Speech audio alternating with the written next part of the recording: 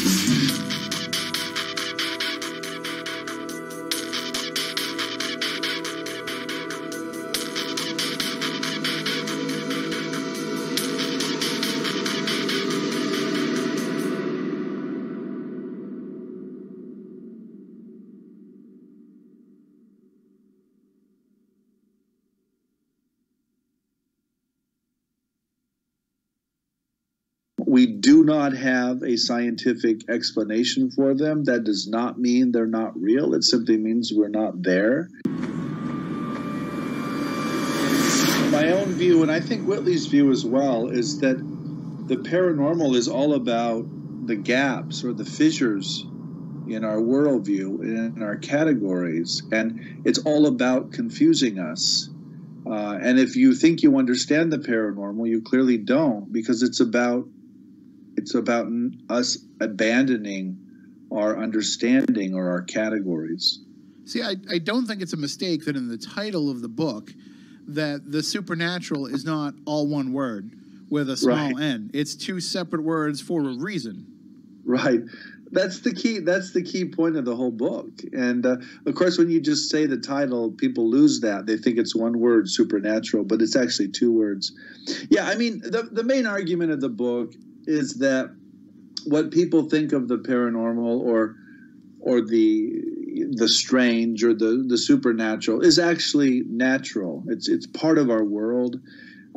These things happen all the time. We do not have a scientific explanation for them. That does not mean they're not real. It simply means we're not there. And that we live in a world in which these things are perfectly natural. So we're trying to make that argument in the book, essentially. I mean, it makes sense because there's a lot of things in the natural world that we don't fully understand as it is. I mean, we're finding, especially getting into microbiology and microphysics, we're finding more and more things that are new information that we never would have thought of 20, 30, 40, 50 years ago. And even just discovering new species on the planet from time to time as well. Like, we haven't mastered everything in what we think is the known universe. So why can we say that this is something that's supposed to be the unknown?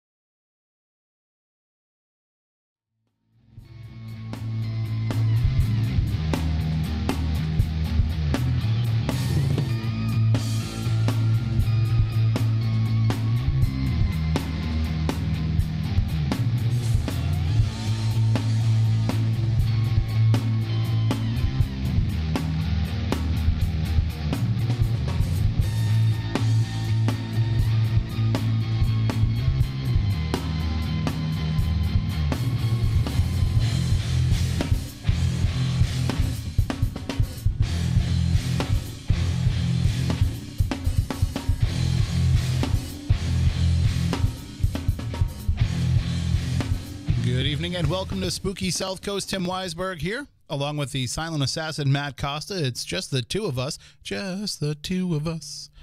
making it old school tonight, as science advisor Matt Moniz and psychic medium Stephanie Burke are both out. Stephanie's actually down at an event with Porter in Virginia. So if anybody down there is listening, hello to all of you and hello to everyone out there. We talk about the paranormal each and every Saturday night here on Spooky South Coast. And tonight we're going to have a listen, I don't even know how we're going to cover all that we have to cover tonight with our guest, Dr. Rita Louise. But we're going to try and get through as much of it as we can, because her new book, Stepping Out of Eden, if you have not picked it up, I highly recommend it. It is something that will kind of... I don't want to say change your mind or change your worldview, but it's definitely going to make you think a lot more critically about how mankind developed into what it has. It starts kind of at the beginning, at the very beginning. And it takes us all the way up to today and talks about how man has evolved, how man has not only gone from being an ape to being a human being, but also from how man has gone from being a kind of non-spiritual to a spiritual being, and even beyond. So we'll get into all of that coming up in a little while with our guest, Dr. Rita Louise. And it's been a while since we've had Dr. Rita on the show. Matt, I know that you were conversing back and forth with her. Do you remember when it was that we had Dr. Rita on? How about if I turn on your microphone? This is a recurring theme for me. I believe it was way back in 2012. 2012, and that's when we were talking about her book then, Dark Angels, A Guide to Ghosts, Spirits, and Attached Entities. And what's funny is it was one of our most commented on episodes, especially when it comes to, talking about kind of the darker side of the paranormal. And I remember for weeks after that, getting stories from people that had their own experiences that were similar to the ones that Dr. Rita was talking about with us. And then, of course, we also talked about our poodle at the time, too. That's true. Bitsy Bob. Yep. Because if you remember the meme that was going around, was it a meme then? Was there such a thing as memes?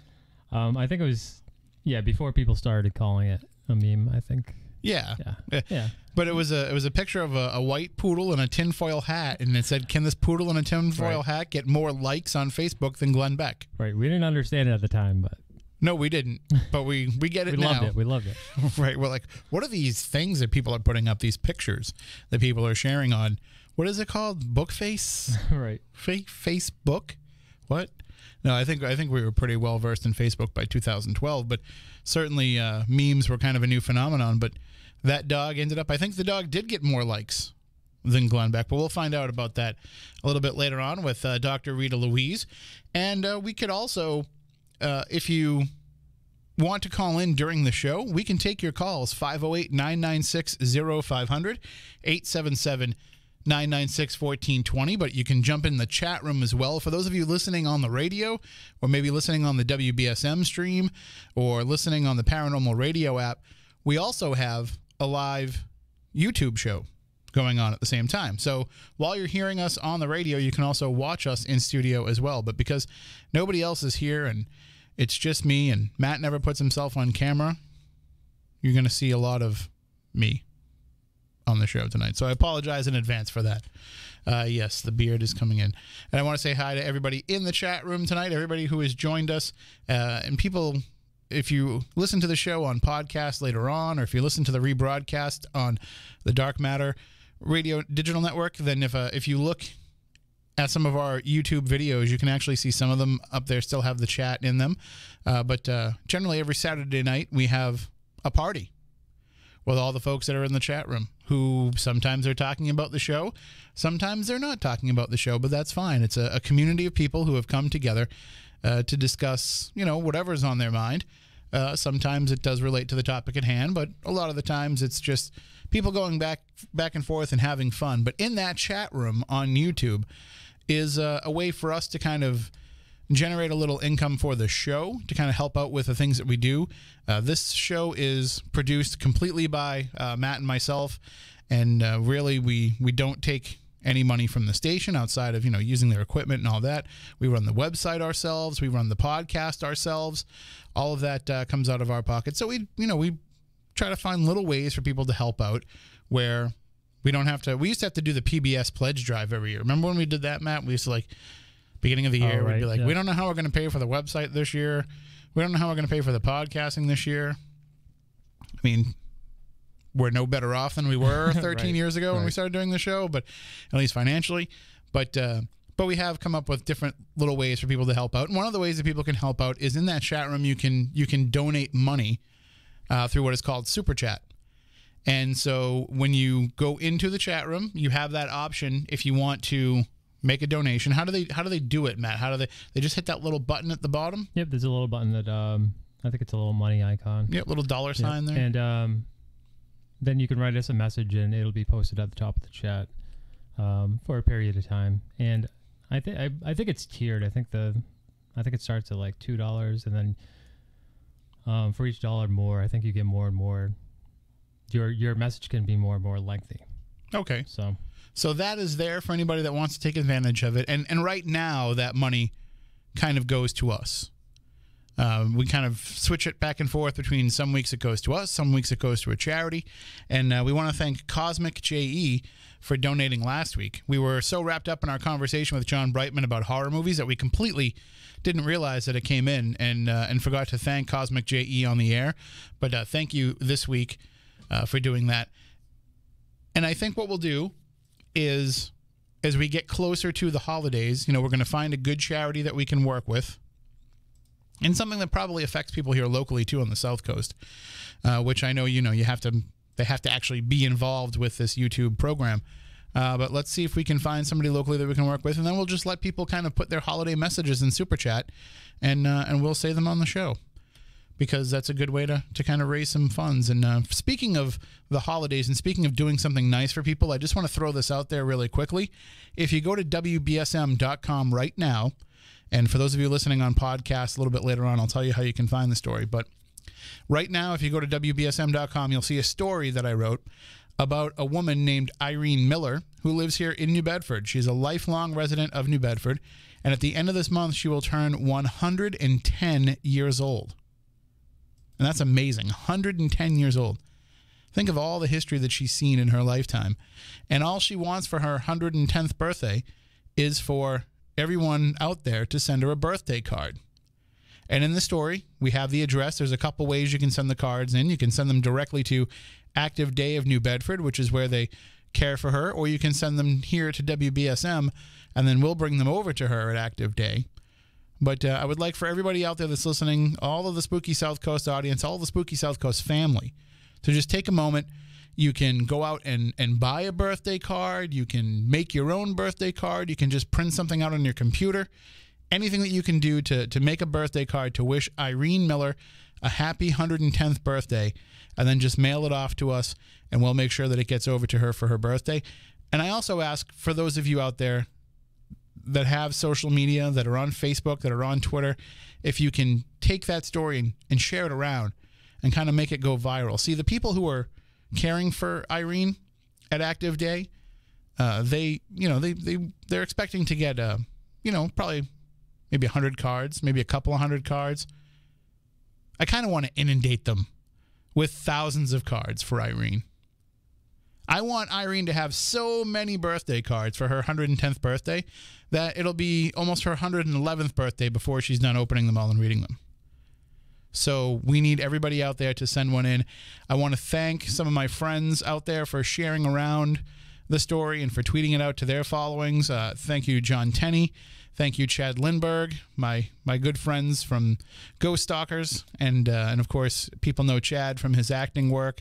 He's in The Fast and the Furious and numerous other projects. And thank you to both of them for sharing it around. And if anybody else out there, if you only have 5 followers on Twitter, share the story out, because if those 5 people decide to send those cards, that's 5 more cards Irene will get for her 110th birthday. So check that out right now on WBSM.com. And if you can't find the story there because you're listening to this a few days later, and it's, you know, all the news stories have popped up and kind of it's gotten a little bit buried by more recent news. All you have to do is either go to my Twitter account at Tim Weisberg, you'll find it there.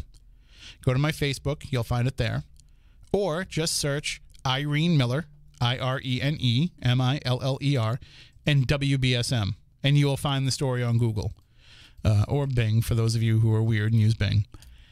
But no matter how you find it, you'll find the story there, and you can get the address, you can get all the information that you need to send her a birthday card for her 110th birthday. And I will drop a link in the chat room right now as well for those of you who are there and want to start getting cracking on that now.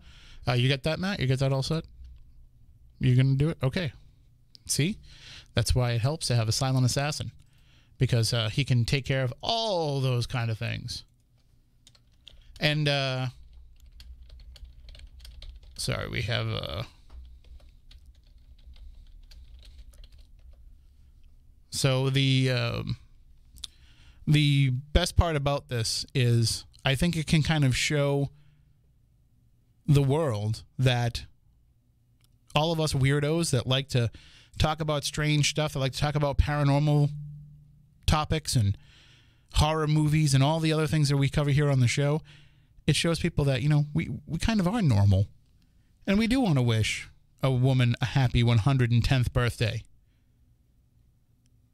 Because we're just regular people. We just like weird things.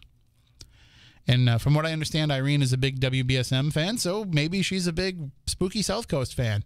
Although she loves the Red Sox. A very, very avid Red Sox fan. So I don't think that she listens to us on YouTube or on the WBSM app during Red Sox games. I think those Red Sox take precedence. But Matt, you'll get a kick out of this. Do you know what she attributes her long life to? No, what's that? So she's not really on any medications. Okay, that's good. She's very healthy for 110 years old, but every night she has 3 fingers of whiskey there you before go. bed. So keeps her clean. That's nice. Keeps her sterilized. Little Dr. Pepper, make a hot toddy. Oh, I can go for one of those right now. Yeah. Yeah. So, and they're actually going to have a birthday party for her, and they're inviting everybody to come. So anybody that's around on December 28th that wants to go to Active Day at 3 p.m., they're having a birthday party for her. And I think Phil's going to head over, and I'm going to head over, and we'll see if we can maybe get some of the Spooky South Coast fans over there as well to wish her a happy birthday. So thank you so much to all of you who have already said that you are going to send her out a card. We appreciate that. And thank you all to all of you who will hear this later and will agree to do that. As I mentioned, coming up, our guest will be Dr. Rita Louise, but I want to let everybody know, just a programming note, we won't be here next week because I'll be at one of my favorite places in the world, the Oliver House in Middleborough, for what we're calling Holiday Spirits at the Oliver House. It's going to be a paranormal investigation of the Oliver House, which, for those of you who are unfamiliar, is from the 1700s. This is the place where Benjamin Franklin was staying in this house when he opened up a closet door, and in that closet he found, and I don't know if Ben Franklin was snooping. I mean, I think he opened the closet maybe to put something in the closet. Maybe he was trying to, put a little, just take something out of the room and put it aside, or maybe put his luggage in there. I don't know, like, is luggage a term that they would have used back then? I don't know. But, maybe he's hanging up his coat or something. I don't think he was snooping around. But when he opened up this closet door at the Oliver House, he found a stack of letters. And then I think he was really snooping around because he started reading the letters. And when he read the letters, he discovered that the Oliver family had been sending information back to the British monarchy about what the colonists were planning for the American Revolution. So the Olivers were spying on the colonists and sharing that information with the crown. So Ben Franklin brought this to the attention of the other revolutionaries, and the Olivers' names were pretty much mud at that point. Although this was before Your Name is Mud became a thing. because that was Abraham Lincoln's time. But still, it kind of ruined the Oliver family and their reputation. So this house played a very, very important role in American history, and it's part of the Bridgewater Triangle. Middleborough is part of the Triangle, and it's a place where there's a lot of activity that goes on. So this is, over the last few years, I've only been going there for a couple of years, but it seems like every time I go, just insane stuff happens. And a little bit of the, breaking down the wall of how these things work. A lot of you out there who have come to our events and come to help restore these historic locations, you get it. You know that that's what this is about. We don't do these events to get rich. We don't do these events to line our own pockets. We do them as fundraisers to help these historic haunted locations. And the Oliver House is a place where, if it wasn't for the paranormal, this place would have been razed a long time ago. They would have demolished the Oliver House if it wasn't for the paranormal fans and researchers and the great volunteers over there who do all that they can to bring attention to the story, but also restoration for, just trying to make history stay alive a little bit longer. And congratulations to them, to those volunteers, because the renovations that have happened at the Oliver House over the last few years have been amazing. They now have heat. They now have running water. They now have indoor plumbing, which means they have indoor toilets, which means no more having to go out into a porta potty in the middle of the night to use the restroom while we're investigating. And it's all because of you, the paranormal fans, and the money that you have been able to help raise for the Oliver House. But there's still more restorations to be done. And that's why we're going to get together one more time before the end of the year, one more event, and it'll be Holiday Spirits at the Oliver House next Saturday. So you'll investigate with me, we'll have some dinner, we'll have some fun, and we'll hopefully have some weird shadow people like I've had the last few times I've been there, or maybe some stuff flying off the wall. All I can say is, at the very least, you're helping to support keeping this place alive, but there's always strange things that go on there. In fact, just recently, they caught a full-bodied apparition on camera. And they will show you that footage next Saturday night when you come to the event. So definitely check it out. Definitely come to the event if you can. Maybe it's an early Christmas gift for somebody. Maybe it is maybe it's a Christmas gift for you. That's possible too. And we're fine with that. So just go to SpookySouthCoast.com if you want to take part in that. And if you want to gift it for somebody and you want me to kind of, maybe send them a note or send them a little video telling them that they're getting that as a gift, happy to do it. Just email me, tim@SpookySouthCoast.com. And I'll turn that right around for you. Sorry, I'm trying to get some information here at the same time because we do have a school bus crash that happened nearby here in Berkeley, and we're trying to get some information. Our reporter, Tim Dunn, is actually on his way over there. So if we get any information on that we can share on the air, we will do so before the end of the night. But for those of you who are trying to follow along with it, I would follow along on the WBSM Twitter account or follow Tim Dunn on Twitter @ConsiderMeDunn, DUNN. He'll be making sure that he puts some updates out there, but he's going over there to see exactly what's going on, and we'll see if we can get some more information for you as it comes along through the course of the night. But right now, we are going to take a break. We'll get Dr. Rita Louise on the line, and we'll talk about her new book, which is called Stepping Out of Eden. It takes the concept of human origin to a whole new level, and we'll find out all about that. In the meantime, if you want to check out her website while we're getting her on the line, you can go to soulhealer.com. That's where you can find out all about her work. We'll talk with her about all the different things that she does, all the different services she provides, and some of her other books that she's written as well. But you can check it out for yourself, soulhealer.com. You can follow her on Twitter @PsychicDoc.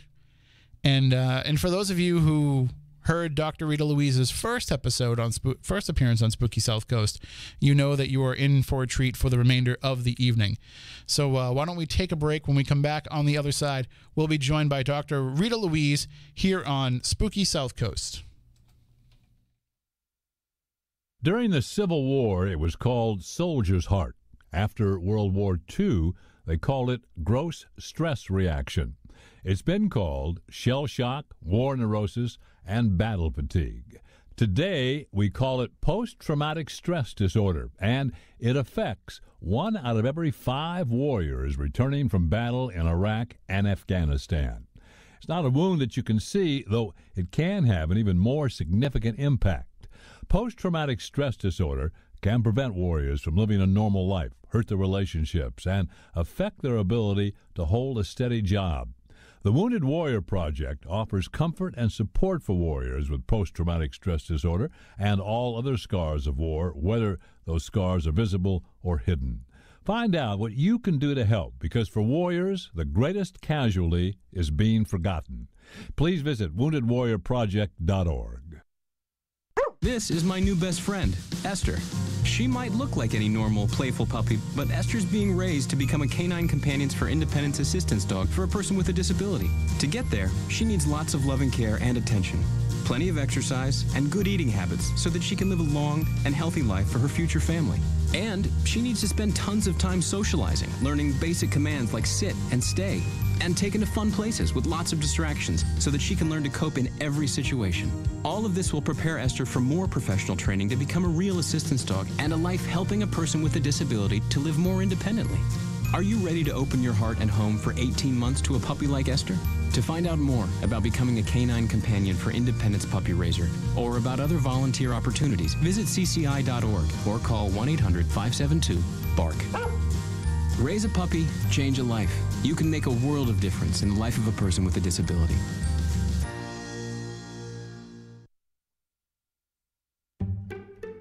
The following is made possible by Dad. Why was the basketball court all wet? Because the players kept dribbling all over it. The dad joke. Corny, groan-worthy, but also one of the simplest ways to share a moment with your kids. Why do you have to be careful when it's raining cats and dogs? Because you might step in a poodle. And kids that spend more time with their dads grow up to be smarter, more successful. Can I tell you a cat joke? Just kidding. And with any luck, funnier adults. Why didn't the skeleton go to the dance? Because he didn't have any body to go with. Dad jokes rule. So take a moment to make a moment and give your kid a laugh. It's as easy as going to fatherhood.gov. Brought to you by the U.S. Department of Health and Human Services and the Ad Council. That's really funny. The world can be dark and chaotic, but our relationship with God can sustain us every day. The People's Christian Church of New Bedford presents the Happy Bible Hour, entering our 90th year of continuous radio broadcasting to help you with your growing relationship with God. Join us each Sunday morning at 7:05 on WBSM. Tune in for a message of truth and hope from His Word here on 1420 WBSM.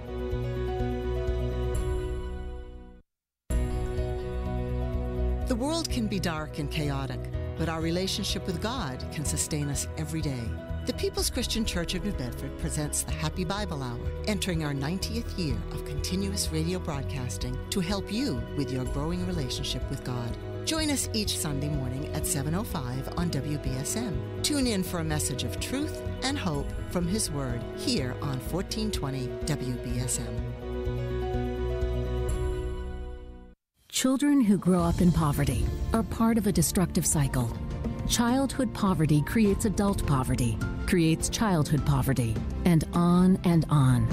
And this is a relentless cycle. Worldwide, millions of children live in extreme poverty. At Child Fund International, we find this unacceptable. so we do all we can. In 25 countries, we are vigorously fighting poverty and improving the lives of over 11 million children and their families. Our programs support early childhood development and children's health and education. And we help strengthen the economic security of families. Childhood poverty creates adult poverty, creates childhood poverty. But at Child Fund International, we are committed to breaking this destructive cycle. Today's childhood poverty must not become tomorrow's. Learn more at childfund.org. As humans, we ask ourselves all kinds of questions. But what if we were forced to ask ourselves a question every day that affected the outcome of the most basic things, the most important things in our lives? The question is, what is your sexual orientation or gender identity? And the answer is the difference between keeping your job or getting fired. The answer is the difference between staying in your home or getting evicted. The answer is the difference between receiving medical treatment or not. Because in 31 states, it's legal to discriminate against people based on their answer to this question. LGBT Americans have the right to say, "I do," but they don't have the same basic rights as everyone else. Get the facts at beyondido.org. Brought to you by the Gill Foundation and the Ad Council.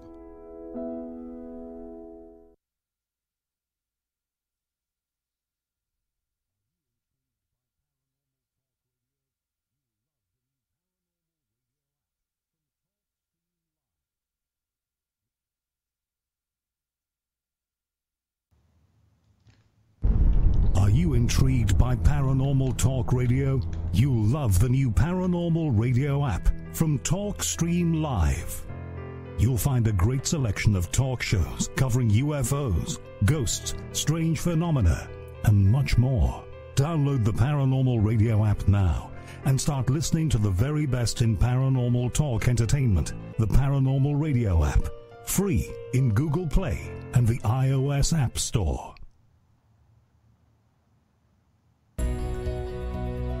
The world can be dark and chaotic, but our relationship with God can sustain us every day.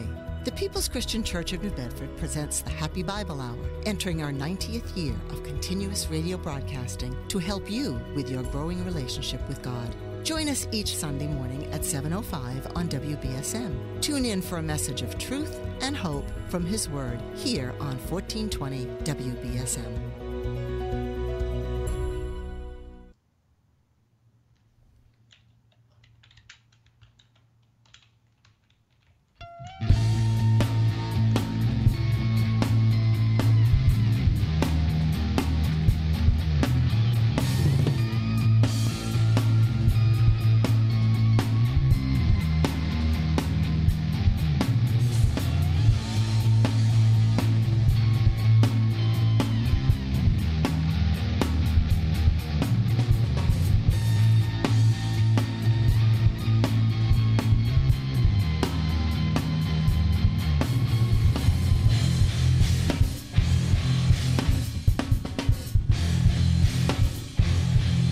Welcome back to Spooky South Coast. I know I just played the music coming back from a commercial break, but that's all right. I also didn't put you on. That's fine though. So this is where we cut it. This is where we fix it in post. Yeah. Welcome back to Spooky South Coast. Tim Weisberg here, along with the silent assassin Matt Costa, and we are joined now by our guest for this evening. And as I said, it's been a little while since we've had her on, but we're happy to have her back. One of our probably most commented on episodes, probably one of our most referred to episodes by our listeners. It was the first time that we had her on, and now she's back with us again. Best-selling author Dr. Rita Louise is the founder of the Institute of Applied Energetics and the host of Just Energy Radio. She's a naturopathic physician and a 20-year veteran in the human potential field. Her unique gift as a medical intuitive and clairvoyant illuminates and enlivens her work. She's the author of books such as Stepping Out of Eden, which we'll be talking about tonight, E.T. Chronicles, What Myth and Legend Have to Say About Human Origin, Avoiding the Cosmic 2x4, Dark Angels, An Insider's Guide to Ghosts, Spirits, and Attached Entities, and the Power Within. And she joins us now on the program. Good evening, Dr. Rita. How are you? I am great. Well, you should have told me that I was like popular on your show. I didn't even know till just now. Oh, you were super popular, and it's our fault for not bringing you back sooner. Thank you for reaching out and letting us know about this new book, and thank you for putting it together, because it says it right in the introduction, and it's completely the truth. Nobody has really looked at the forest yet. It's all about the little individual trees, and this is like the first real big picture about where we are and how we got here. So I can imagine this was kind of a daunting task to take on. Actually, it wasn't that bad. See, I guess, did we ever talk about the E.T. Chronicles or Man-Made, the Chronicles of Our Extraterrestrial God book on your show? We never did. So see, I wrote that book, and see, and that came out, I think, 2012. So anyway, and that looked at our history based on the mythic record. And it started with In the Beginning, and it ended with the rise of civilization. But it was the story of the gods and how we fit into this giant mythic narrative. But in doing all of this research, I just kept finding this information about, how did we move through from, the theory of evolution, or however this whole thing played out. And I really decided, because I touched on the topic in the other book, but it would have been an entire book worth of, going off on this separate path that I didn't want to get into, and decided that I wanted to really look at where we came from and how we got to where we are now, which was a really interesting adventure into, our history and our psyche, and why do we do the things that we do, and why do humans act human? Well, and also part of it too is, why do humans sometimes act not human? Because part of looking at the big picture of what mankind has become, also you have to look at the kind of the anomalies of mankind too, and look at how, for the most part, people seem to be good and try to follow along the proper path, but we still have these animalistic tendencies. We're still not these completely enlightened beings that we like to pretend that we are, that we still kind of sometimes can revert back to some of our earlier forms and revert back to some of those primal tendencies and basic instincts. But see, what's interesting is when you look at the stories of the gods, they were constantly fighting with each other. I mean, in the Western world, we think of God as being this loving, caring, omnipotent being. But when you look at stories from other cultures, it's like they're constantly fighting with each other. They're vying for power. There's stories of the gods like raping other gods. I mean, they have some torrid kind of stories that come out of there. And I joke around and look at the laws and the rules, and I think this is kind of what got me started. The laws and the rules that we have imposed on us, like the 10 Commandments type thing. And it's more like, well, do as we say and not as we do, because our behavior really is very similar to what you find in a lot of these ancient myths. Yeah, and when you look at the way that the gods are portrayed, we kind of follow, for the most part, a monotheistic view in today's society, and we have a God who is supposed to be beyond reproach to some degree. God is supposed to be perfection, but at the same time, we also talk about a God who is sometimes angry, or a God who is sometimes vengeful, and there still are those little bits and pieces in today's world of putting human traits and characteristics onto God, and that's something that with some of these earlier gods was definitely something that went on. We definitely kind of personified and put our own I don't want to say failures, but kind of our own tendencies as human beings. We allowed that to be reflected in who we worshipped. But see, I questioned that assumption, because it really is an assumption. And I would love to know, if I could only find out this person who came out and said that the myths that have come down to us are actually fictitious tales. Because what if that was just BS? Well, And what if we look at myths as being true? And I'm going to kind of shift focus here for a second. When we're brought up by our parents, it's like we take on many of their characteristics, good, bad, or indifferent.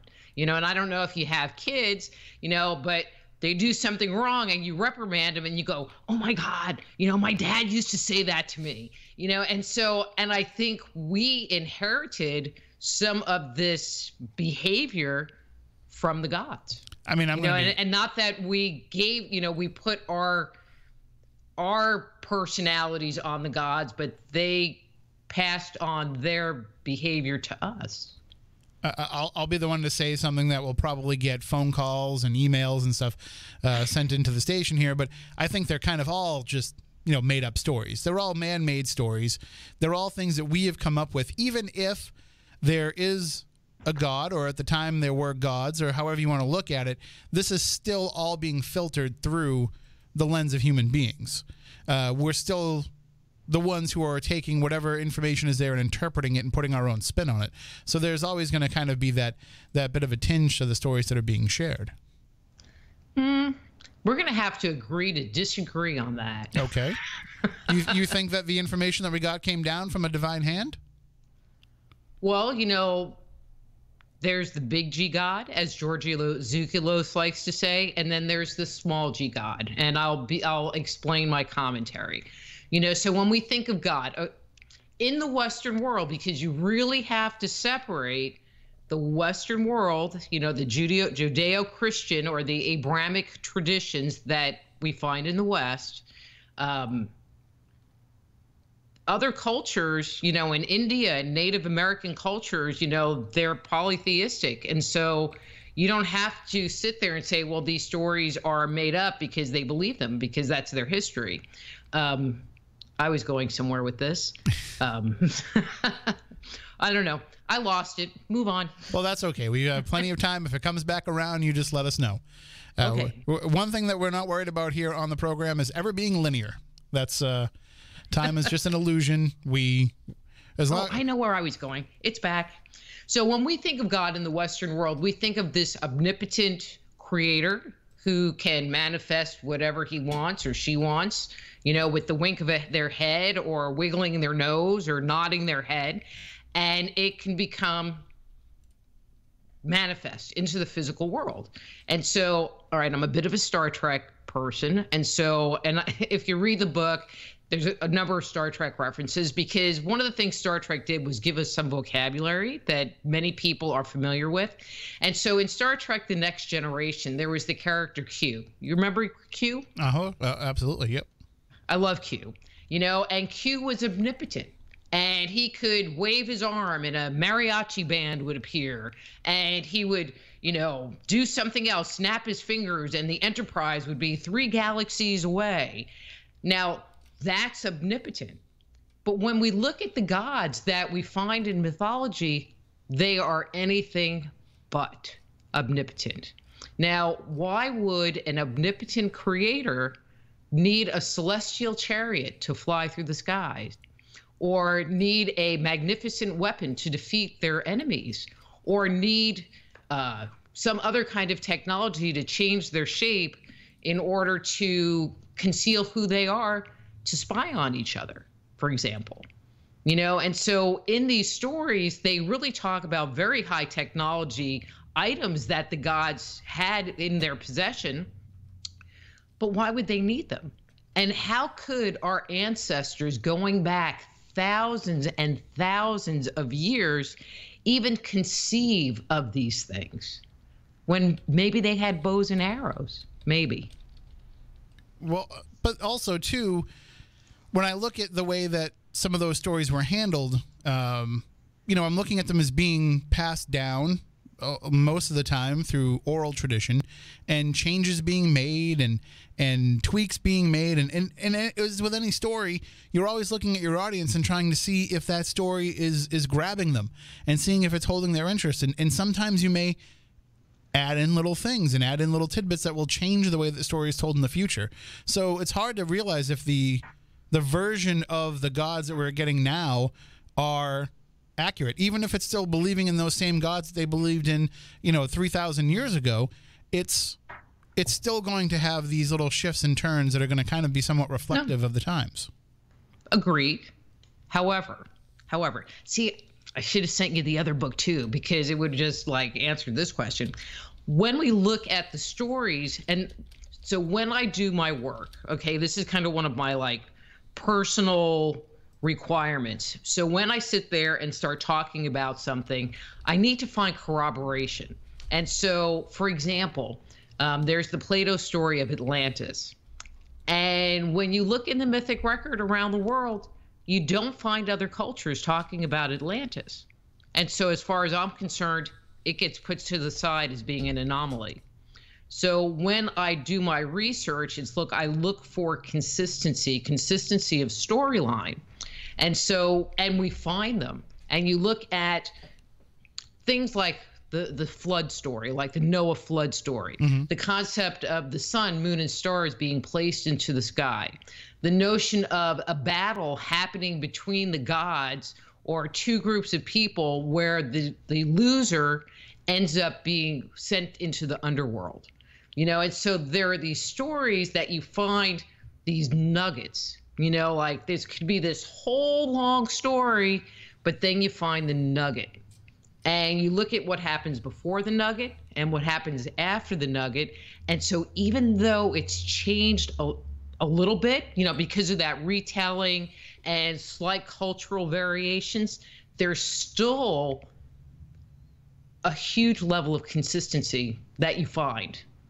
That writing that other book made me crazy because it made my head spin trying to organize these stories, because some cultures would add in something. For example, and I know we're probably going to get into this anyway, so I'm going to jump the gun here a second. Absolutely. The story of the creation of man, so in the Bible, we're created from the dust of the earth. There are a lot of stories that talk about humanity being created from mud or earth or in a clay pot. And then there's a whole other narrative that we find of humanity being created with some form of genetic material, whether it's the bone of an ancestor, the bone of a god, the blood of a god, the god spitting into a clay pot. And then in some other stories, you find the clay reference or the dirt reference and the genetic material reference. And so you sometimes find where they mesh together, where these cultures just kept this one part and these cultures kept this one part. But those nuggets stay there. I mean, I like throwing out, when we tell stories of Santa, everybody has, what they maybe will tell their children about who and what Santa is, but there's still that same nugget. He right. comes out on Christmas Eve and he brings toys to your house, and so there's still that same nugget that you find from story to story to story to story. Which is why we can look and say, okay, there was a deluge before the flood of Noah. There was a Messiah that followed the exact same story before there was Jesus. So the fact that these, stories have kind of predated and been recycled and been brought back into the forefront, it's not so much the details and the facts that matter. It's what people get out of the story, and it's what that story will mean for them and their own personal evolutions. But what if the stories are actually history? Which I'm sure they are. Versus just being stories. I'm sure that there's parts of them that are true, but also, when you look back and you say, how come this story has been told by different cultures and at different times, but it seems to be the same story? Is it that we're, is it possible that it's not so much that, say, just using Jesus as an example and knowing that there are messianic stories that follow the same type of narrative, is it so much so that it was just recycling that story in the time of Jesus, or was it just that there happened to be another Messiah that came later? From what I understand, is that people that would write stories, I'm going to say like biographical type stories, because we find the same thing with King Arthur, whether he was a real person or not, that if they don't have all the details of who they are and where they came from, they would take pieces of stories from other older narratives and stick them in to flush out the character. And so from what I understand, that has been a popular thing to do in creating stories and creating narratives about people, and so take that as it may, Nope, that makes sense. That makes sense. But, but it still came from an older source, so we have the stories of the Immaculate Birth and all of these things that are tied to Jesus that, may or may not be true, that they think maybe came from older sources. And so who knows, maybe there was a person at some point in time back when that actually fit all of the characteristics that are tied to him. And I think that, certainly we can get more in depth in this as the conversation goes on. And we're going to take it kind of all the way back to the beginning, as you said, going right back to the creation of man and kind of bringing it up forward. I'm just watching the clock here because we do have a news break in about 5 minutes that we're going to have to take. But, even starting at the very beginning, man was a pretty complex being to begin with. We're already looking at something that goes beyond what we see in a lot of nature. I mean, just look at the fact that, and you mentioned this kind of early on in the book, we have opposable thumbs. Just having that separates us from most of the other beings on this planet. And so that one little change, and we think that we have, intellect where other, and certainly rationality where other animals don't. I'm going to laugh there. I mean, I was actually looking at it more from assuming that other species don't, but I also see what you're saying, assuming that our species does. But pretty much. But there is something special about man. As much as I think that a lot of us thinking that we are special is our own ego, but there is something special about man. There is something different because we were kind of genetically made to be different. Exactly. And do you think that was, you feel like that was for a purpose, that was with reason behind it, not an accident of evolution? I don't think it was an accident of evolution. One of the things that we find when we start looking at the archaeological record is that scientists are kind of dumbfounded as to how so many changes could have occurred in the human species in such a short period of time. It steps outside of the framework that they've identified for evolution. Additionally, it seems as if some of the major advances that happened in the human species and Neanderthals and Devonians seem very targeted to achieving a certain goal or outcome. At least that's how it appears. And I can't really give you I can give you some specifics, like our ability to communicate and speak very specifically. We walk upright. You talked about opposable thumbs, but we're also one of the only animals that don't have any fur, which from an evolutionary point of view doesn't really make any sense unless you go with the aquatic ape theory, which says that we were actually, living in and around water, and it was an evolutionary change to lose our body hair because we were actually in the water. I mean, if you don't think humans have fur, I wish my co-host Matt Moniz was here. I would have had him take his shirt off on camera for you. That's the Neanderthal part. That's right. What I keep thinking. No, I know what you mean. But and maybe that's why he skipped the show tonight, because maybe he was afraid that we were going to try to use him as an example. But I think we can definitely get into all of this coming up in the next hour. We are going to take a break for the news. When we come back on the other side, we will talk more with our guest, Dr. Rita Louise. And if you want to check out her website again during the break, soulhealer.com, and you can pick up not only this book that we're talking about tonight, Stepping Out of Eden, but also the other books that she was mentioning as well. And we can find out more coming up in the next hour as well, Dr. Rita, about the different services that you offer and the different abilities that you have and how those play into into your work as well, because obviously, with a website like soulhealer.com, there's some pretty heavy healing going on. So we can talk about that coming up as well. We will, if we get any updates on this terrible bus crash that is being reported, we will share that with the audience as well coming up. And if you want to call in with your questions for Dr. Rita throughout the course of the show, the number is 508-996-0500, toll free 877-996-1420. You can also share those questions in the chat room on Spooky TV at SpookySouthCoast.com. Right now, we have some very lively discussion going on in the chat room. So if you just go to SpookySouthCoast.com or go to our YouTube channel, you can jump into the live chat right there as well. You can share your questions there. And another good way to get them to us is via Twitter. You can either tweet us directly at SpookySC, or you can use the hashtag SpookyLive. And if we see the questions, we'll shout them out for Dr. Rita. And, of course, the other way is email spookycrew@SpookySouthCoast.com.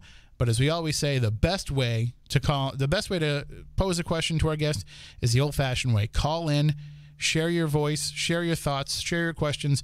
We welcome it. 508-996-0500, 877-996-1420. So we are going to take a break for the news. We'll be back with more Spooky South Coast coming up. And again, don't forget one more time to let everybody know we will not be here next week because we will be at the Oliver House for Holiday Spirits at the Oliver House. If you would like to get tickets to join us, just go to SpookySouthCoast.com, click on events, and you can get your tickets right there. Highly recommend it because they're very limited and it makes a great gift before the holidays. We'll be right back with more Spooky South Coast. News, talk, station 1420 WBSM New Bedford, streaming worldwide on the WBSM app and on WBSM.com.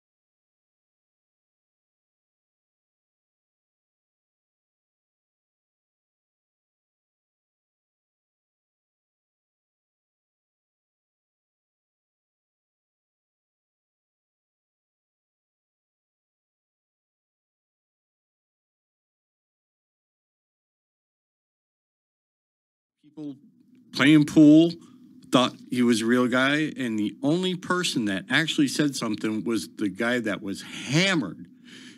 Did you see that? And we're all like, not the best witness. But the point being is, right, all of us were sober, and the only person that said something was the guy that was smashed.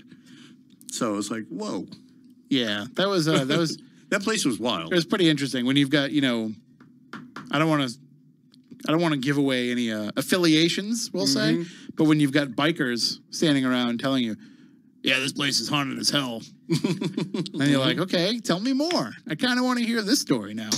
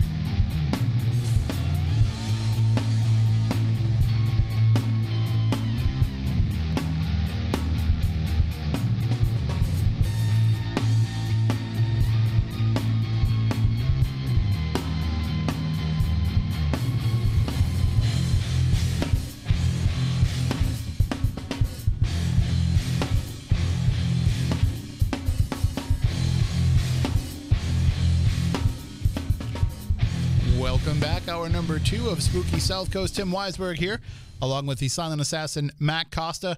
And we are here talking about the paranormal, as we do each and every Saturday night. Actually, tonight we're talking about kind of the bigger picture. We're talking about the forest for the trees, as I mentioned earlier, and as it's mentioned in the book, in the introduction to the book, Stepping Out of Eden, which is written by our guest tonight, Dr. Rita Louise. We're talking about kind of putting all these pieces together and seeing what it all means. And Dr. Rita, that's what I think, you kind of just do in general, is you see the bigger picture in things, judging by not only your writing, but also the work that you do overall. It seems like you're always looking at, what does this all mean? How does this all tie in together? How are we intertwined with each other?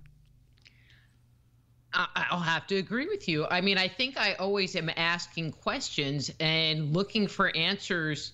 When I was doing my radio show, Just Energy, my my production engineer, after I was with them for like a year, he goes, I finally figured you out. And I go, what do you mean you figured me out? He goes, well, your questions, he goes, you actually ask questions that you want answers to. It's like, yeah. Why wouldn't I ask questions that I wanted answers to? Right. Well, I mean, but also, asking questions and just being curious it's what keeps us alive. It's what keeps us going. If I ever knew everything, I think life would be pretty damn boring. Well, and I think I really like, and this is going to kind of sound weird, but I like puzzles, and finding all of these disjointed pieces and trying to put them together into something that makes sense. Whether it's playing a computer game, I like those, quest find stuff kind of games, and even doing jigsaw puzzles, I even like those. So I think my brain actually kind of gets off on that.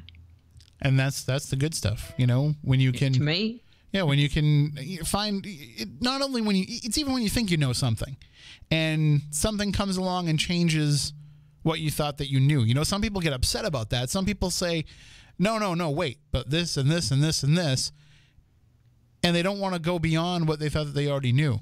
I think it's exciting to suddenly realize that everything that we thought we know about something is wrong.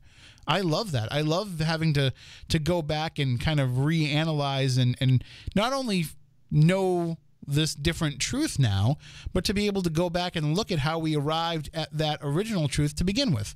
And that's what I think this book does, is it finds a way to kind of look at why we thought the things that we did as we came along as a species. Mm-hmm. And I have to agree, for me, when I'm doing my work and when I'm writing, it's like, I'll go in with a question and not really a bias of what kind of answer I'm going to find. It's kind of, when you were talking about the work that I do and the soul healer thing, and my day job, is working as a medical intuitive and as a intuitive counselor, so I do a lot of psychic work, and in doing that work, it's about answering questions, resolving issues, but not, it's not about my opinion. It's about the information that I'm receiving on those intuitive channels and reporting it back to my client.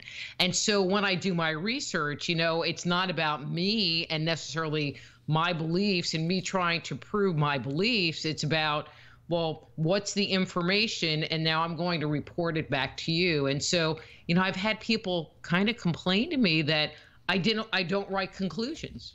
I mean, the chapter might have a summary, but I don't say, and this is what it is, because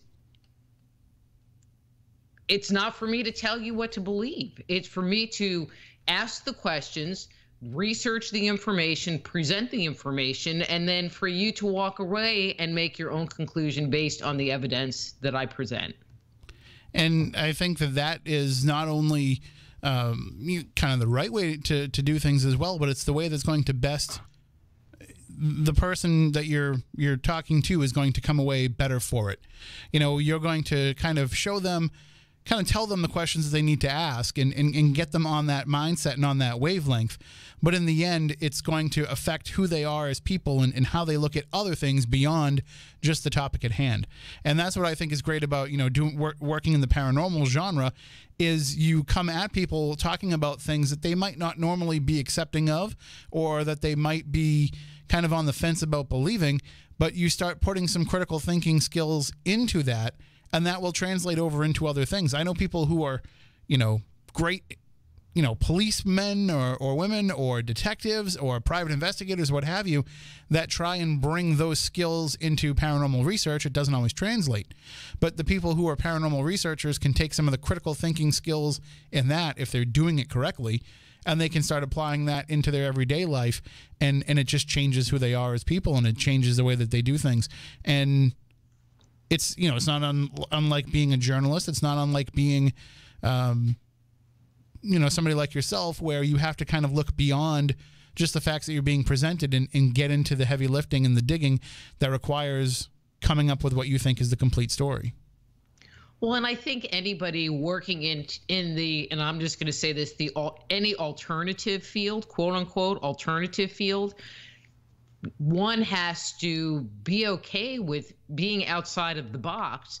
But I think it's also their responsibility to be open for the box to go down a rabbit hole if that's where it needs to go, and not filtering it and saying, well, that's outside my belief system. It's like, but if that's where it's going, that's where it's going. You know, there are people that say that science, you know, contemporary mainstream science isn't really science. It's just reporting the same stuff over and over again. Where people that are working in the more alternative research areas are really the ones that are bringing forward new and contemporary pieces of information for, you know, the public to look at and explore and maybe open doors into new areas of investigation and study. It's funny because you're exactly right when it comes to science. It's not that they're ever looking for another path that they may have overlooked when they were coming to the conclusions that they did. Everything is always about further proof or further basing things on the conclusions they already know. So once science thinks that it knows something, it just accepts that as being the only given fact version of it, and then just uses that fact version of it to go on and make other assumptions and other hypotheses about other things too. And in the end, if there's another way to arrive at the same conclusion, or another way of coming to the same realization, that could totally change what comes after it. But science is kind of, to some degree, a bit of an echo chamber and just a bit of a reiteration of what's already been proven. Exactly. You know, I read this story, you know, and sometimes you see stuff on Facebook and you don't think to like save it, you know, or print it or whatever. But, you know, the scientists have discovered that people can detect things that are external to their physical body, you know, like not using their five senses. And, you know, and they're talking about this stuff, and they figured the vehicle that they can do this. And my comment was, yeah, it's called chakras.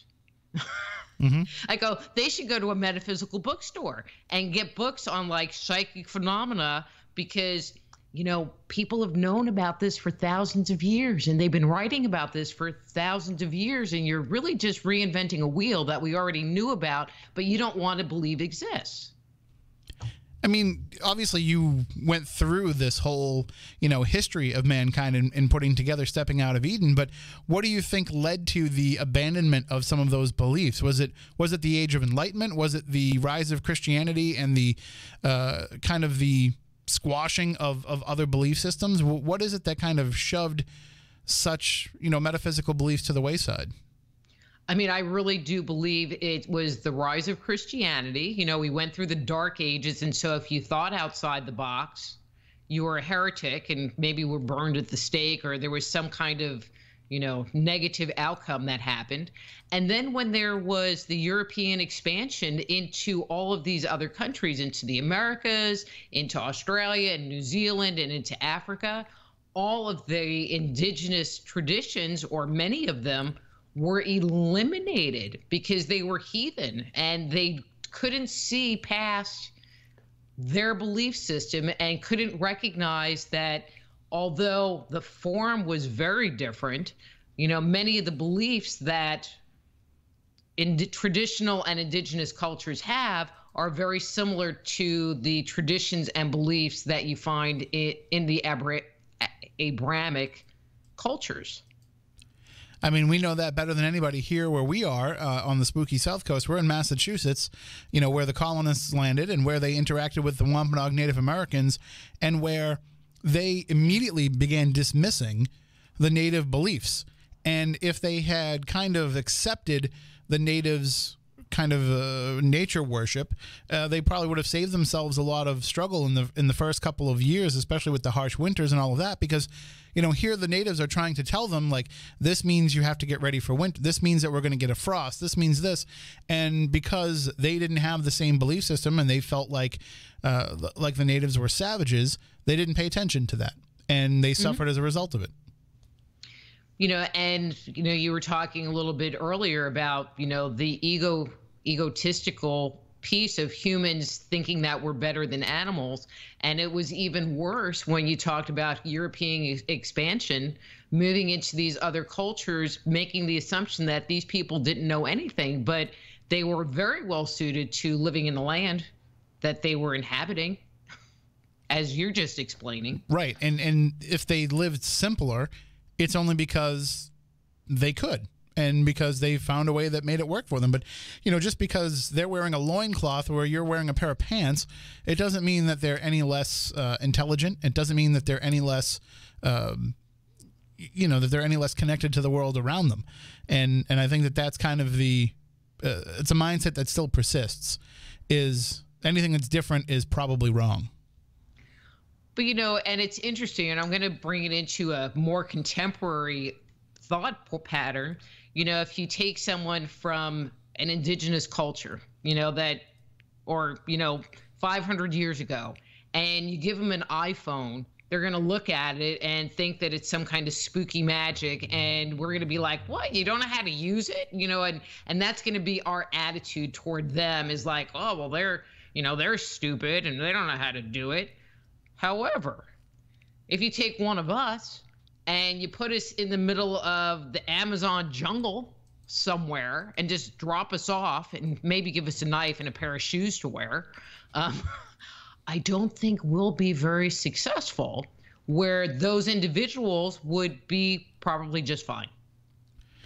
And I think that we have kind of turned our backs a little bit on having that part of our makeup, that we, as we think that we are evolved and as we think that we are enlightened, we tend to forget that we're also kind of we're victims of the world around us, and that we have to kind of maintain that. And I don't know why we've stepped away from that. And we almost look at it now as, like, for example, if you're somebody who tries to live close to nature, if you're somebody who is maybe you're Wiccan and you worship nature, or maybe you're a survivalist and you're just out there trying to, prepare for the inevitability of, the fall of our technological society, either way, people are kind of looking at you as being weird and being different, when both of those traits were something that just a couple of 100 years ago would have been revered. Mm-hmm. Well, and they are skill sets that we as modern, I'll say, city dwellers have lost. Yep. I mean, think about young kids today. I mean, I made my kids learn how to cook, at least on some level, but there are people, younger people, that only know how to microwave and only know how to go out and eat, and they don't know, they don't even know how to cook a can of Campbell's soup, which is just really kind of scary to me. You have to tell them that they have to add the can of water. Yeah, you have to tell them to add the can, and it's just like, all right, you're really scaring me now. It's like, do I really have to tell you that?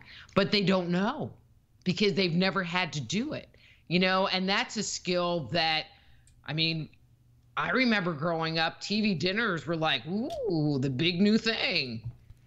In the little aluminum tray, Those are still good. Now, people, I mean, now they just have to make them, larger because we're fatter as a society. We need more sustenance. But, they still get the job done. That warm brownie still hits the spot after some Salisbury steak and corn.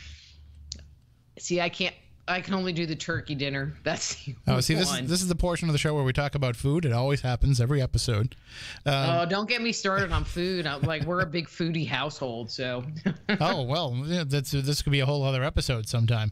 Okay. But one of the things that I said earlier in the show is that we'll probably have to take this discussion right back to the very beginning, because that's where you start. In the book, and you start with the creation of man and how man came to be, and how we've started this journey to where we are now. Were there anything at the beginning that stands out in your mind as being indicative of how we would end up where we are now? Well, and I think we kind of touched on this as far as acting like the gods. Mm-hmm. One of the things that I feel, and I talk about in the book, is that I feel like, okay, so there are the physiological changes that happen to us, which scientists really can't understand, and they can't really figure out how and why they occurred necessarily.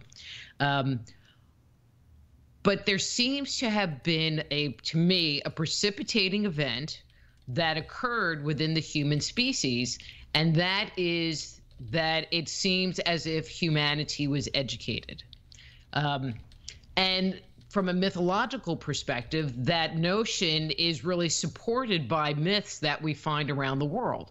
I joke around and say that humanity was a pretty dumb lot, because any story that you hear about any technological advancement we made, it was a gift from the gods. It was never, about Joe Bob over there, figuring out how to do fire or figuring out how to do agriculture. It was always the gods gave us this, and they gave us this, and they taught us to do these different things.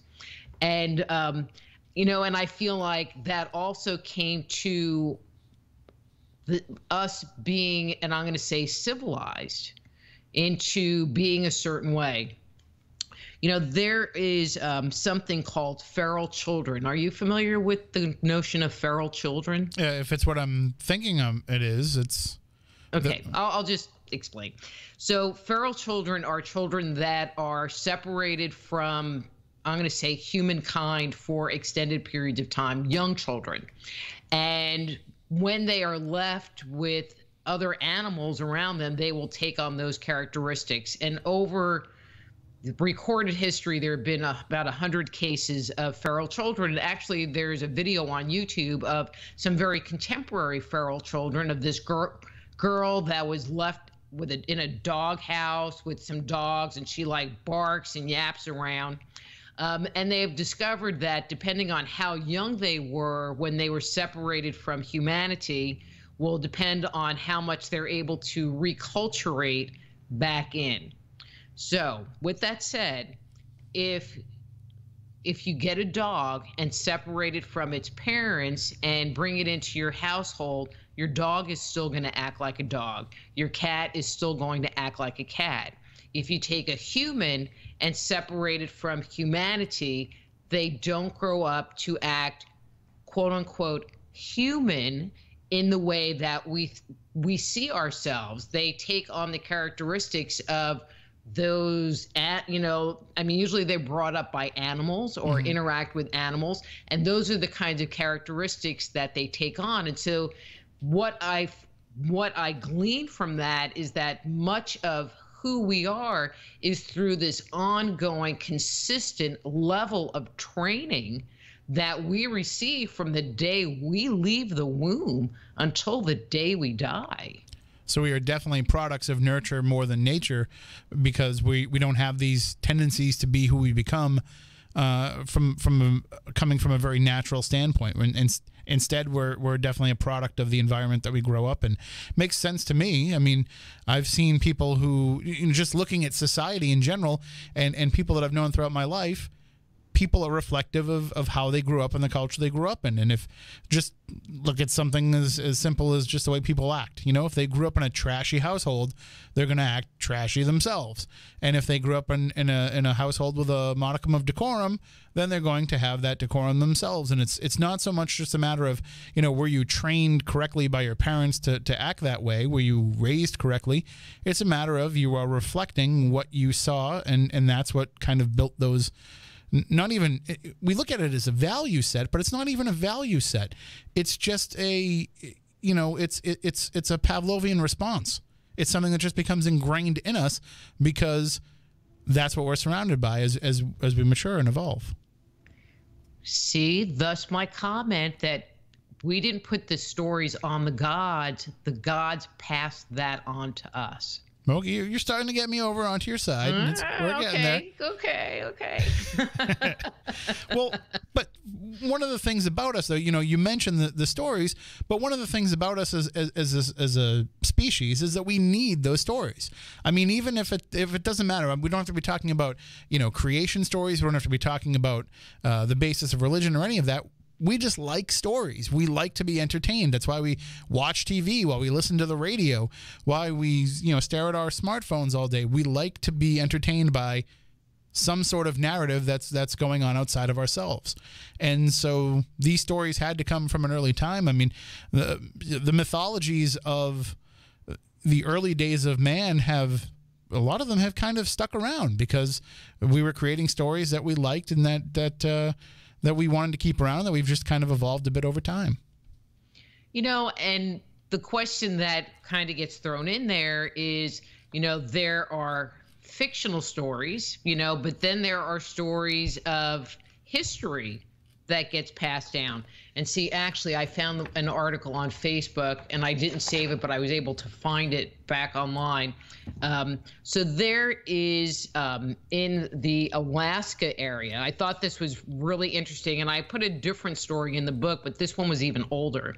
And it's the Heilsunk Nation, Aboriginal group off of British Columbia.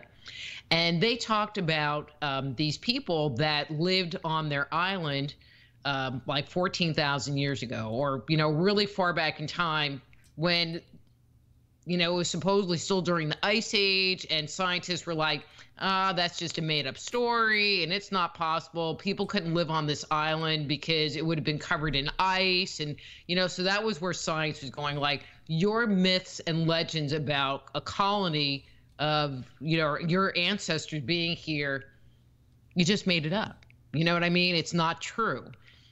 Until they started doing some digging, and they found that there were actually colonies, or tribes that lived on this island going back 14,000 years. It's so the story that they had about their ancestors colonizing this island, way, way, way back in time actually held up to be true. I mean, if you look at today's, I guess, tendency, and maybe I shouldn't say tendency because it kind of just exists within the paranormal world, or maybe some slight tendrils outside of it. But, we have a lot of the people who are believers in the ancient aliens theory, a lot who believe, kind of subscribe to the Von Daniken Chariots of the Gods idea that we were created and or at least kind of helped along by extraterrestrial beings, by something kind of outside of our world. Mm-hmm. And it seems like, you obviously, again, as you mentioned, I haven't read the other books, but, that seems to be something that's on the table with you. Well, and when I wrote the last book, E.T. Chronicles, also known as Man-Made, the Chronicles of Our Extraterrestrial Gods, that wasn't my intention. My intention was to sit there and see what the mythic narrative had to say. And I took the Bible and I put it to the side. I took like Eric Von Daniken's work and Zachariah Sitchin's work, and I put it to the side, and I said, I'm just going to see what this has to say to me. And it took me down this giant rabbit hole, leaving me with really no conclusion other than it was a group of extraterrestrials, just based on the story narrative.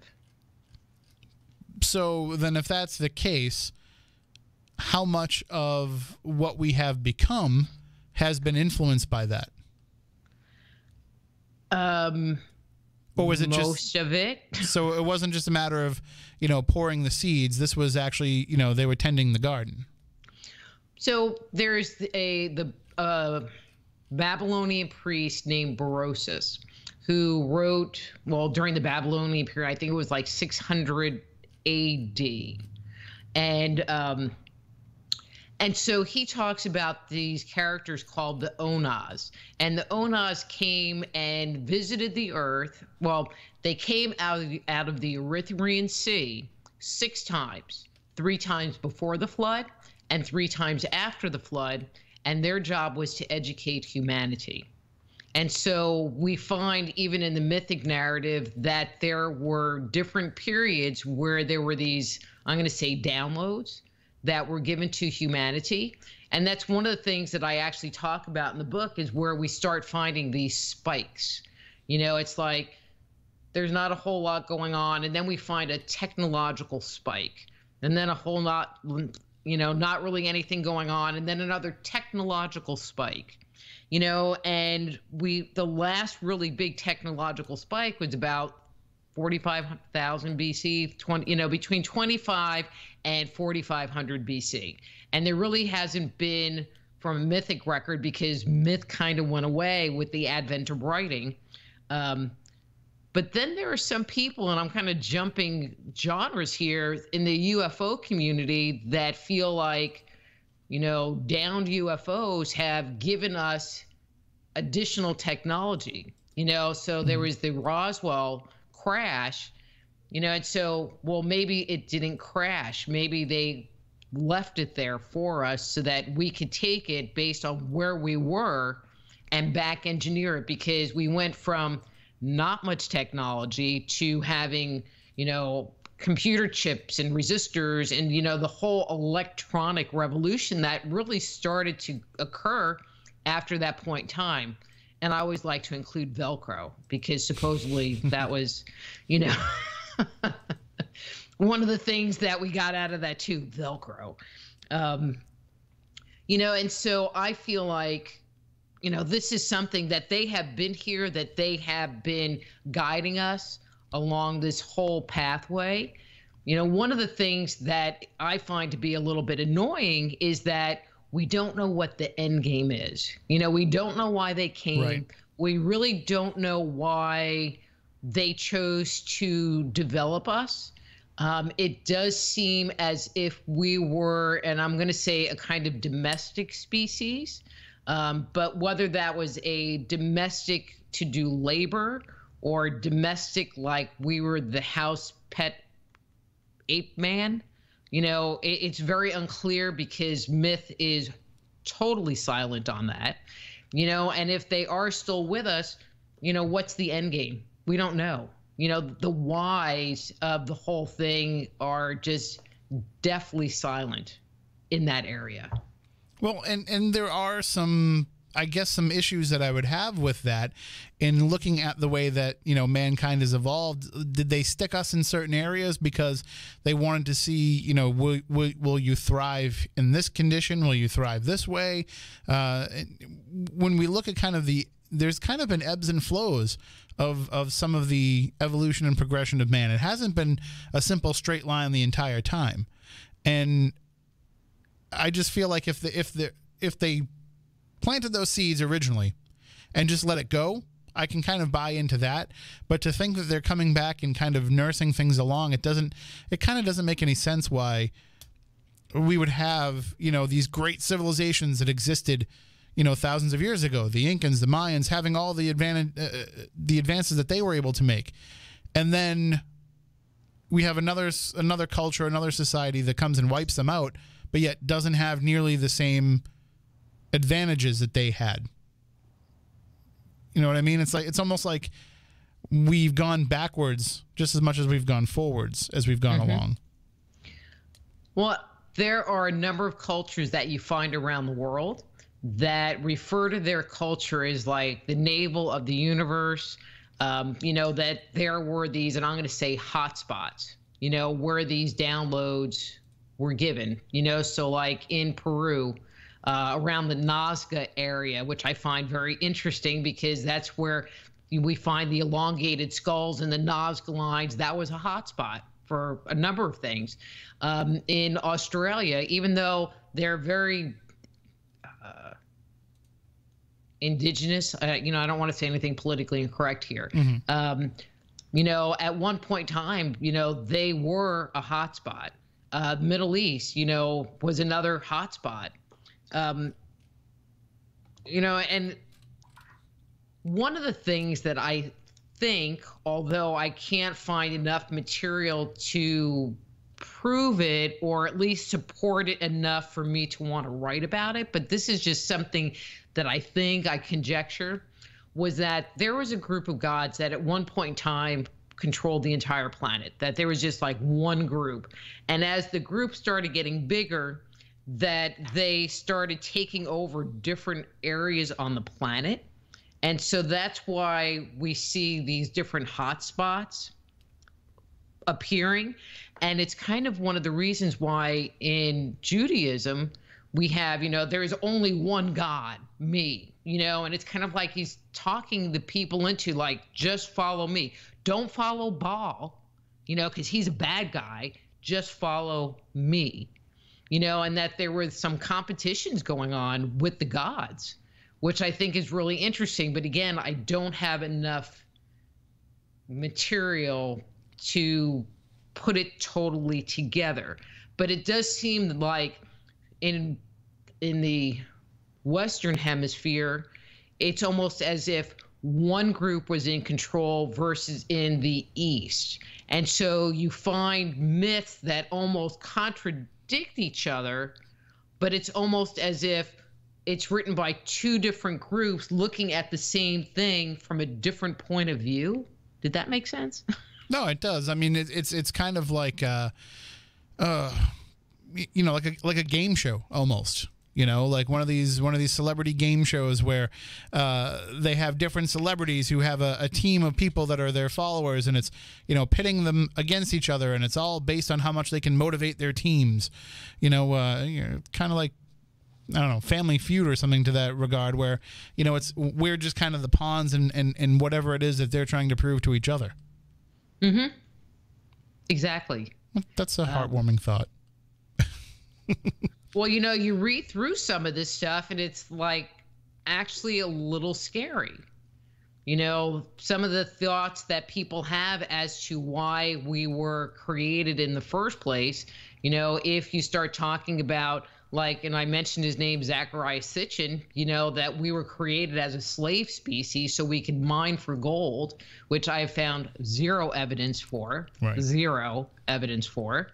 Or you can take the David Icke attitude, where he suggests that we were created to be a food source, not to so that they could have us for dinner and we would taste like chicken kind of thing, but more that they feed off of our energy. And so by keeping us in conflict, by keeping us in fear, by creating these totalitarian systems, by herding us into, this is mine, herding us into cities, and creating the dynamics that you have there, it gives them, we put off bad vibes, and that's what they live off of. Kind of like that Monsters cartoon movie, where they go and they scare the little kids. They open the closet door and they scare the little kids, and then they take all of that fear energy from the kids because that's what powers their city. Mm-hmm. So instead of having it be like they're getting good energy and laughter and joy, they're getting the fear energy, and it's almost like that, or at least that's what David Icke proposes. That's what they're doing. And now that you've mentioned the name David Icke on Spooky South Coast, this is the part of the show where I have to look into the camera and blink so my reptilian eyes can come through when people play it back on YouTube. Okay, I'm done. Well, now I'm going to have to go watch the video just to see that part. Now Matt's going to go in there and edit that during the video to make it look like I actually do have reptilian eyes. Cool. But, I mean, that's the thing is, like, so many of these theories end up getting so out there that it kind of bastardizes the original concept of there being intelligent design. And that's really what we're talking about here. It doesn't matter if we're talking about gods, if we're talking about alien beings. We're talking about something greater than just an accident of evolution that turned us into who we are. And one of the key components of that, and you cover this in the book, is language. The fact that at some point we stopped just grunting at each other and we're able to have a form of communication that was a little more sophisticated. And I hope every Saturday night before I do this show that I evolve a little closer to actually having language, but sometimes I fail, sometimes I succeed. I think I'm doing all right tonight. I think you're doing great. Thank you. Well, and it's interesting because there are some people that suggest that the advent of language is what caused us to actually separate from our ability to interact with animals and the animal kingdom. And I don't mean like running through fields and eating grass, but by having that, animals communicate with each other, based on their vibe, and it's like, you have a good vibe. Okay. I'll come over here and, drink out of this water bowl. If you have a bad vibe, I'm going to stay away. But language makes us be more mental. It takes us into our brain and it changes who we are. And so there are narratives out there that say, at one point in time, we could communicate with the animals, but I don't think they may communicate like blah, blah, blah, here, Bitsy, and they understand what you're talking about. But that there was this energetic dynamic that happened between us and the animals. And then as we advanced, it created the separation so that we can't walk into a field and have a deer eat out of our hand. I mean, unless it's our, friendly neighborhood deer that comes to our house for dinner every day, kind of thing. Well, and we have a lot of those around here, except they also like to run out in front of our cars too. That's the downside of that.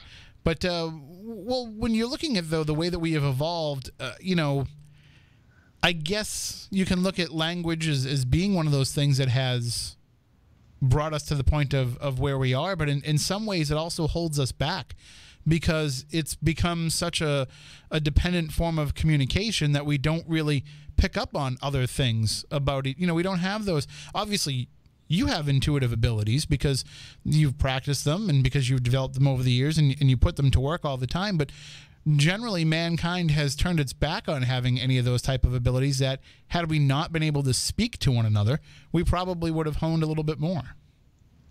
Well, and I think that that's one of the things that we find in indigenous cultures, and it was one of the things that was a driving force in writing this book, and it was the whole concept of ritual and the ecstatic experience where like the shaman would be able to communicate with a god or an ancestor, basically kind of, being possessed kind of thing. But, that's what they were doing, or they would, channel the information or whatever it was. I mean, because it's really not very clear.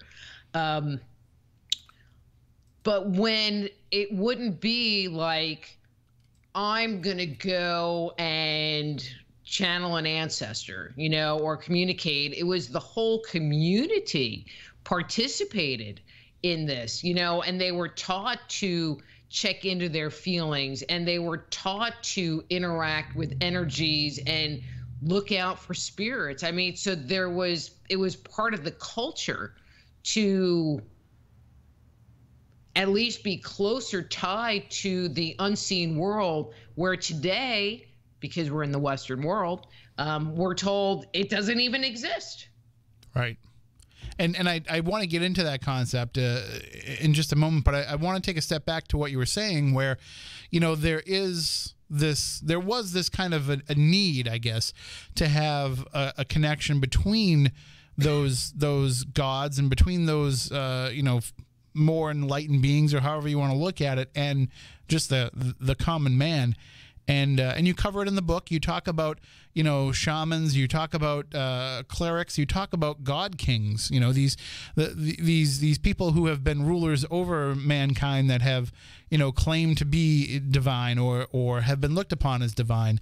That we needed to kind of have this bridging of the gap between us and the gods. Well, I mean, the god kings is actually kind of interesting because, we have stories everywhere of the gods coming down and having relations with humankind. So one, there had to be some kind of a genetic connection that they could reproduce, but we have stories of like Hercules and Perseus and Hanuman, who's an Indian god or demigod, and Enkidu, yet another demigod, and all of them have a parent who was a god, but they were shired by a human. And it is believed that those people, those individuals, had more enhanced capabilities. And I think that those people, those individuals, because they were suited to living on the earth, eventually became in charge of these different cultures. And then the whole tradition tied to the king or the god king just stayed with that position, whether there was any, residual godlike genetic material in the person at all. Yeah, and you see some of the stories and some of the more recent history, if you're looking at history over the last, 1,000 years or so, and you look at some of these, just the way that was abused, that position, that reverence, and even today we see it. I mean, I'm trying to tiptoe around political statements here, but there are some who feel that when they get into a position of power, that makes them somehow above others, and somehow should be treated differently. And in a way, like, we're looking upon you to lead because we see characteristics in you that either we want to aspire to or that we feel, are those that should be guiding us and trying to act like you're better than somebody doesn't seem like a good quality to be looking up to. No, it's not working too good. and again, I'm not talking about any particular leaders or any particular rulers. I mean, this is something that we're seeing across the world right now. We're seeing kind of this this lenience toward looking for those authoritative leaders, and I think that's kind of. Well, haven't we been well trained? Unfortunately, we have, but I mean that's kind of my point. We've been well trained. We're not as enlightened as we may have thought that we were. One of the things that you cover in the book too is, and this was interesting because it's something that I haven't really thought of. We talk a lot on the show about ghosts, and we talk a lot about some of the reasons why we have a need to believe in ghosts and why we have been fighting a cultural taboo against ghosts for all these years. But you just bring up this simple paragraph in the book where you mention the fact that the dead were considered unclean because they probably died of some kind of disease or would have some kind of disease. And so that the living wasn't supposed to interact with the physical dead because of the impact that could have. And do you think that is what led to some of this taboo toward, communication with the dead? I don't think so.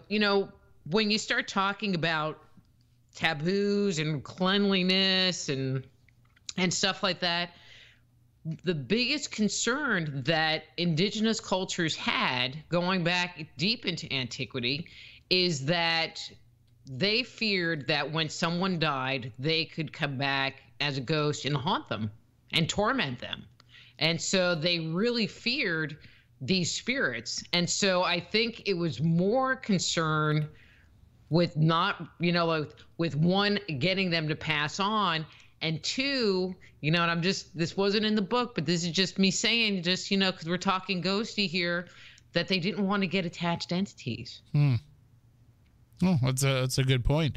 But I mean, there has to be some sort of a belief in them, though, because every culture had a word for ghost. Every culture knew about the concept of what a ghost could be. It was a huge concern in every culture. And so here's my little ghost tidbits that I'll share. How's that? I love it. So the earliest, this is you can use this. So the earliest written reference that we have to a ghost actually comes out of the Epic of Gilgamesh, which was the earliest portion of it that has been found, dates back to about 2500 BC.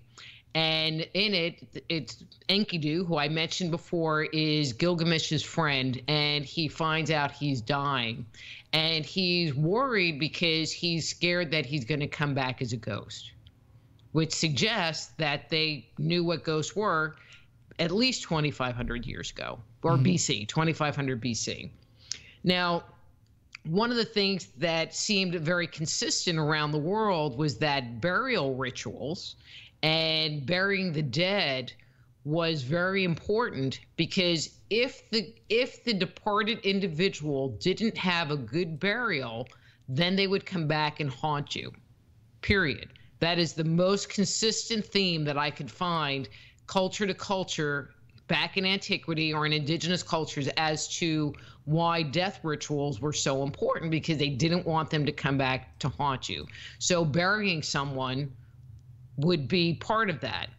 And so the earliest burial that we know of dates back to 90,000 years ago to a Neanderthal that was found outside of a place called Shinar's Cave, and he was interred in the ground on a bed of horsehair in a fetal position. Red ochre, which there's a whole bunch of stuff about ochre, but was put on his body. And he was buried, Neanderthal, 90,000 years ago. Wow. And what's interesting is that this same person, they think he was a shaman, because they found flower pollen in the burial with him, and all of the pollen they found was the pollen for medicinal herbs. And so it's also very suggestive is that he was some kind of an herbalist, and that, the concept of herbal medicine also dates back at least 90,000 years. Wow.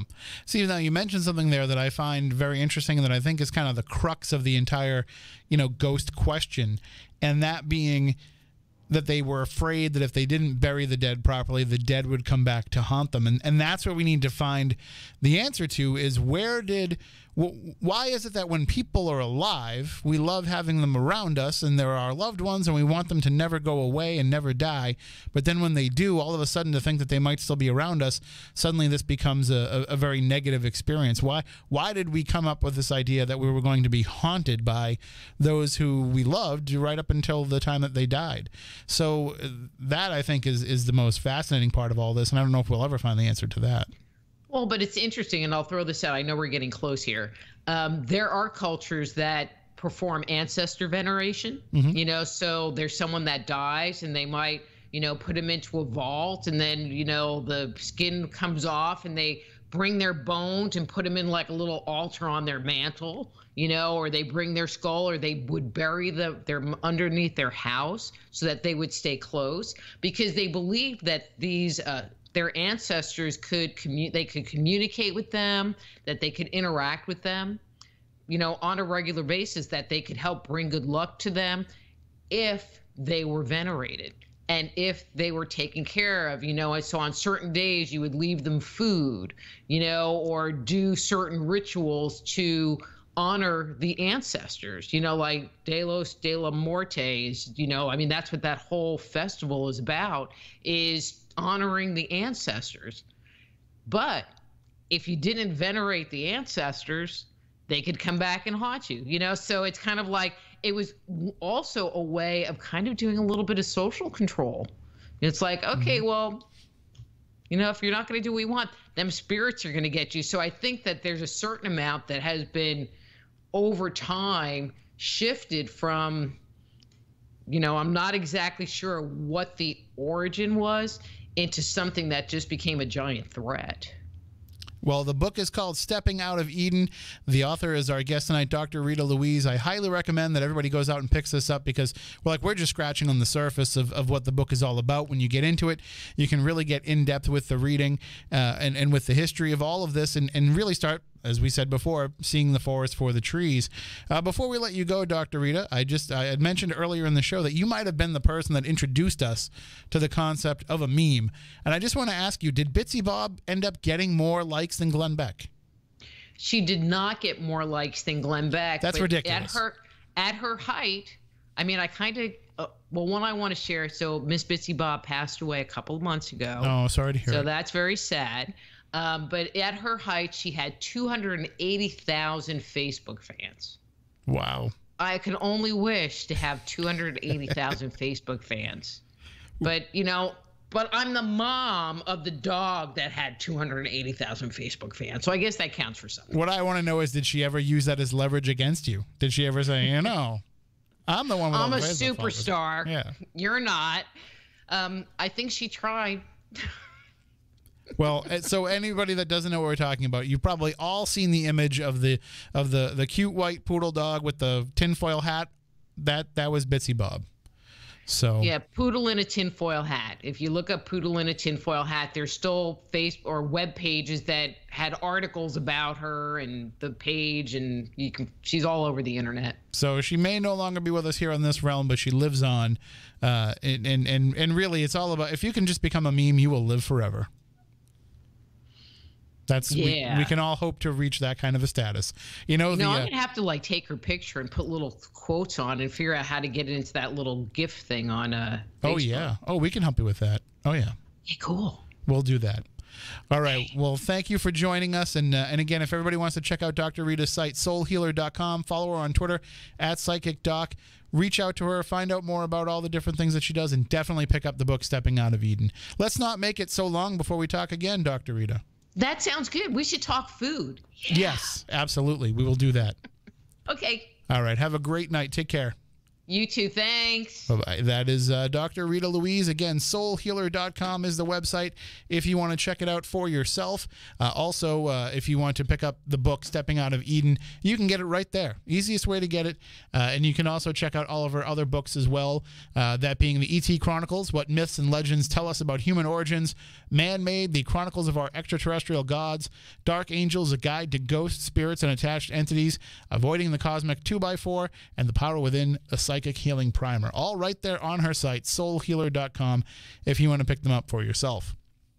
Again, not going to be here next week. Heading over to the Oliver House for our Holiday Spirits event, which you can get tickets to at spookysouthcoast.com.